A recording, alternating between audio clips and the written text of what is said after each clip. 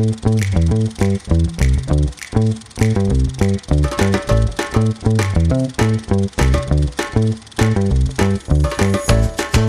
everybody, welcome to another episode of Kev's Movie Corner. I am Kev, and this week we are talking about The Deer Hunter.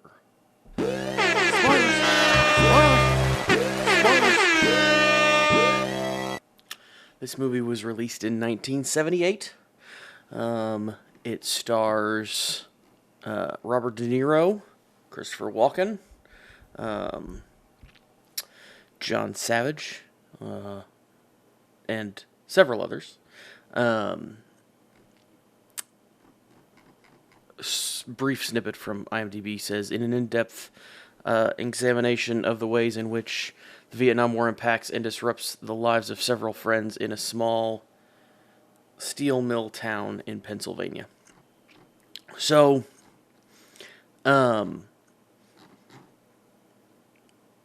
this is, it's a thriller. It's considered a thriller. It's kind of more of a drama, I would say, but, so this starts with, these three guys. You've got Robert De Niro's character, Michael. You've got Christopher Walken's character, Nick. And you've got John Savage's character of Steven. And they are all steel workers in Pennsylvania. And this is their last day or so before they're going off to war to fight in Vietnam. I don't know that they ever say.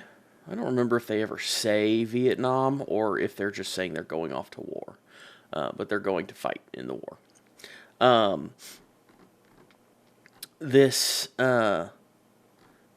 The first few minutes is them in the steel mill. Leaving the steel mill, you see kind of their camaraderie and everything. They're talking about Steve is getting ready to get married. He's getting married that day, actually. And it cuts in with scenes of like the bride getting ready and bridesmaids getting ready and everybody getting ready for this wedding. And so you kind of have that going on. They join up with some other friends and things, and they kind of have some drinks, and then you go to the wedding. They have a wedding, which they shot in a church in Cleveland, actually, a cathedral in Cleveland. I think it was a Roman Orthodox cathedral in Cleveland, or Russian Orthodox, because all the men, it's like a Russian Americans. It's is kind of who they're supposed to be.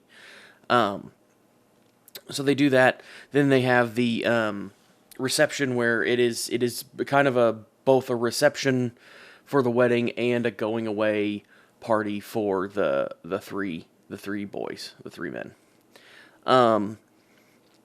This is a very long set of scenes that's kind of meant to show you the camaraderie between everybody, how everybody is, and just establish how they act with each other and what their lives are like and things like that. But it goes on for 45 minutes, which is a long flipping time. After that, you have a scene of the 5 of the guys going to, including these, Steven does not go, but you have Michael, Nick, and 3 others go hunting, deer hunting, up in the wilderness. And Michael, Robert De Niro's character, makes a comment about how, you should always be able to kill a deer with one shot. There's this big thing. He goes out and ends up killing a deer, and they bring it back, and then they end up going off to war. So they bring it back, they have some more beers, and then they end up, it kind of cuts to the battlefield in Vietnam. I will say, before we get too much farther into this, Robert De Niro started with a beard and hat, and it took me like 5 minutes to realize which one was Robert De Niro, because Robert De Niro's name is the first thing that comes up when the movie starts. It's Robert De Niro, and then it, what the name of the movie is, and then it goes down through and stuff. And, with that prominent of a name, I figured, okay, well, he's got to be pretty, if he's that high up on the list, he's got to be a main character, and he is the mainest, probably the mainest character there is. He plays Michael, but he had a beard, like a full on like beard thing going on, and a hat on for the first several minutes of the movie. Took me a little while to realize that it was actually him. So yeah, that was fun. Anyway, so we go to Vietnam. Michael is a Green Beret. He's in a little village that gets bombed by U.S. helicopters, U.S. forces. Nick and Steven are on one of those helicopters. They, kind of gather again. It's a pretty quick scene, and then it cuts again to them all being. You see a bunch of the Viet Cong run towards them across the field, and they notice this. And then the next scene is them as prisoners of war. They're being held in a little hut. Their captors, there's several other people there as well. Their captors keep pulling people out of this little kind of cell thing that they've built in the water, and force them to play Russian roulette against each other. And several people die. The captors are betting on this the whole time, but they're forcing each other to play Russian roulette. And eventually, Michael comes up with a plan to have him and Nick play each other in this, and to get them to put 3 bullets in the gun so that they can try to break out. And they do. Michael kills 2 of them, and they overpower the other ones, and they kill everybody, and they get out, and they take Steven with them, because Steven has also been involved in this. You kind of watch Steven also have a mental breakdown a couple times during this whole ordeal, which is, thing that happens with people. It's terrible. But they escape. With all 3 of them escape, they get seen by a U.S. military helicopter. Nick gets pulled into the helicopter while Steven and Michael are trying to get in. They fall to the water and get left behind. So Michael picks up Steven, who now has broken legs, and walks until they find a group of refugees moving towards Saigon, and they go with that group. Meanwhile, Nick is in the hospital because he was wounded in the shootout with the captors. He was shot in the leg, and he is also dealing with PTSD as he sees all the people that are injured from the war. So they're all in. He's in Saigon at this point. He ends up going, leaving the hospital one day. When he can get around, he ends up leaving the hospital, and finding, while walking through Saigon, he finds a back alley game of people betting on Russian roulette. Same thing as what they were dealing with in the camps, just not as forced. And he ends up having a reaction to this, taking the gun, pointing at his own head, and pulling the trigger. Nothing happens. Michael, it just happens to be there, watching, and sees this and chases after Nick. Nick gets in a car with a Frenchman who is coordinating these games, and takes off. And that's it. The next scene you see is Michael is coming home. Everybody's excited to celebrate. He gets cold feet, decides not to go to that meeting, comes in by himself later, and you kind of see his hesitation and troubles with reintegrating into the normal town, because nobody understands what he's dealt with, obviously, and he goes hunting at one point and ends up not killing a deer, which I'm sure is a metaphor for the way that he's changed. He corners one. He takes a shot, but he shoots. He corners one and has a shot, but he shoots up into the air and doesn't shoot at the deer. When he comes back, he sees one of his friends threatening another one with a gun, and takes and reacts very abruptly to this, and fires one round at the ceiling, and then puts it to the one's head, and pulls the trigger. Nothing happens, but he kind of just is like, we don't play around with this. This isn't okay. And he goes and throws the gun out into the wilderness. Later, you see him.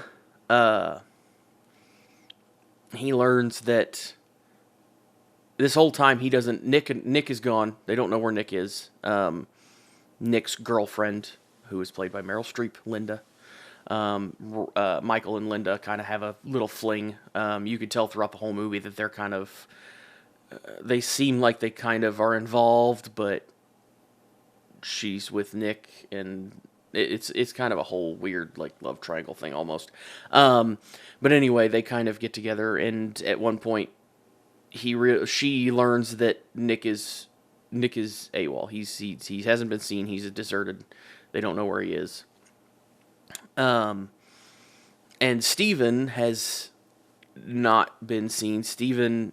Michael learns that Steven is in the U.S., but refuses to come home. And his wife is kind of in a catatonic, like not talking to anybody, won't react with anybody, is just laying in bed all the time.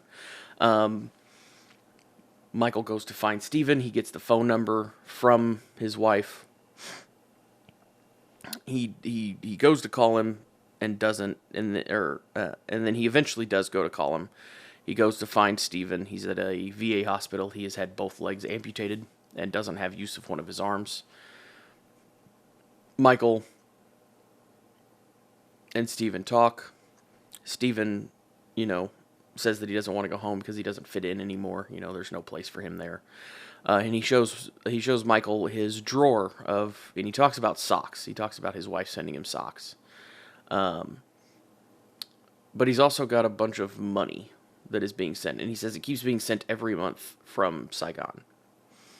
Michael determines that this is Nick, who is still over there, and he takes Steven home, even though Steven doesn't want to go, and then he goes to Saigon to find Nick. When he arrives, he goes through the city, seeing what it's like as this is... in this part of the movie, in this part of time in the movie, is when the U.S. is doing the airlifts out of Saigon to get people out of Saigon as the city's about to fall. So you see kind of just chaos in the city as Michael's going to try to find Nick. He finds the Frenchman who was coordinating these Russian roulette games. Pays him, hundreds and hundreds of dollars to show him where Nick is. And then finds Nick, who doesn't recognize Michael anymore. Nick is now playing these games of Russian roulette. He's had such a mental break that he doesn't know who Michael is anymore. He's just focused on... He almost seems like he doesn't have a personality anymore. This is what he is.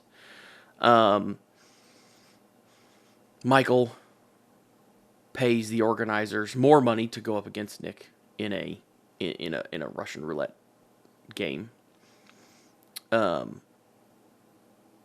because he's trying to convince Nick to come home. So he uses stories from back home to try to get Nick to understand, and they go back and forth once. And the last time, Nick remembers Michael's claims to just one shot. He talks about the deer. He seems to remember that. He's like, one shot. And that's when he puts the gun to his head, and he ends up killing himself. And Michael, of course, is upset by this and saddened.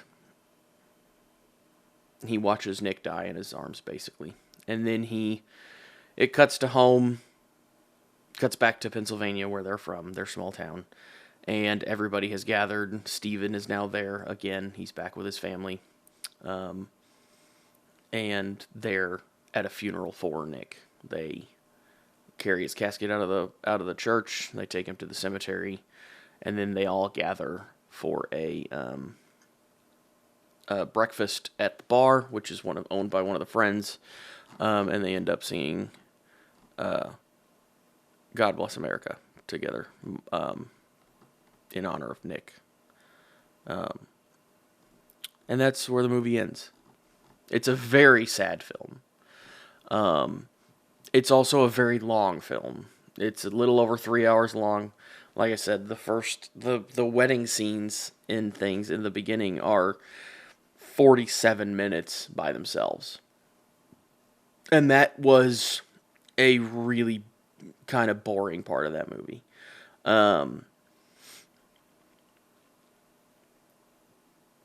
It was good though. Once you got past that a little bit, once you got past the repetitiveness of it and everything, I think it got a lot better. There is a lot of violence, which is why this is rated R. So if you don't like things like that or war films, then this probably isn't for you. This movie, a few interesting things that I found about this. This was the last film that John Cazale was ever in. He played Stan, one of the friends. And he, I believe, had lung cancer at the time.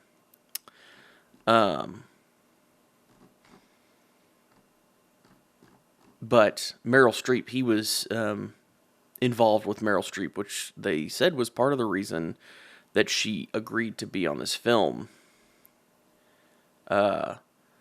Is just to be with him. He actually never got to see the film when it was finished. So she agreed to take basically a kind of low of just a part as a girlfriend and not like a main character. But this was also her first Academy Award nomination for a Academy Award nomination. She was nominated for Best Supporting Actress. This movie was nominated, I believe, 9 times and won 5 of those, including Best Picture. And Best Supporting Actor for Christopher Walken. It went way over budget, from what I found, was about $15 million over budget, which is interesting. It's long. It's a war film. It got some controversy for being a war film. This came out shortly after the U.S. ended its involvement in Vietnam, and it got some controversy for being politically based. Though Michael Cimino, Cimino, that's the director. Not exactly sure how to pronounce that.